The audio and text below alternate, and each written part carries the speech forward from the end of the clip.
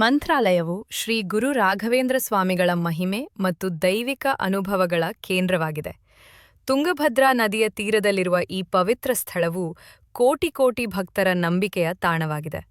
ಗುರು ರಾಘವೇಂದ್ರ ಸ್ವಾಮಿಗಳು ದ್ವೈತ ವೇದಾಂತದ ಮಹಾನ್ ಸಂತರು, ವಿದ್ವಾಂಸರು ಹಾಗೂ ಯೋಗಿಗಳು. ಇವರು 1671ರಲ್ಲಿ ಮಂತ್ರಾಲಯದಲ್ಲೇ ಜೀವಸಮಾಧಿ ಪ್ರವೇಶಿಸಿ, ನಾನು ಇಲ್ಲಿಯೇ ಸದಾ ವಾಸಿಸುತ್ತೇನೆ ಎಂದು ಭಕ್ತರಿಗೆ ಆಶ್ವಾಸನೆ ನೀಡಿದರು. ಮಂತ್ರಾಲಯಕ್ಕೆ ಭೇಟಿ ನೀಡುವ ಪ್ರತಿಯೊಬ್ಬ ಭಕ್ತನಿಗೂ ಅಲ್ಲಿ ಒಂದು ಅಪೂರ್ವ ಶಾಂತಿ ಮತ್ತು ಆತ್ಮಸಂತೋಷ ದೊರೆಯುತ್ತದೆ. ಬೃಂದಾವನದ ಮುಂದೆ ಕುಳಿತು ಪ್ರಾರ್ಥನೆ ಮಾಡಿದರೆ ಮನಸ್ಸಿನ ಕಳವಳಗಳು ದೂರವಾಗುತ್ತವೆ ಎಂಬುದು ಭಕ್ತರ ಅನುಭವ. ಅನೇಕರು ತಮ್ಮ ಕಾಯಿಲೆಗಳು ಗುಣಮುಖವಾದವು, ಉದ್ಯೋಗ ಸಮಸ್ಯೆಗಳು ನಿವಾರಣೆಯಾದವು, ಸಂತಾನ ಭಾಗ್ಯ ದೊರೆಯಿತು ಎಂದು ಸಾಕ್ಷ್ಯ ಹೇಳುತ್ತಾರೆ.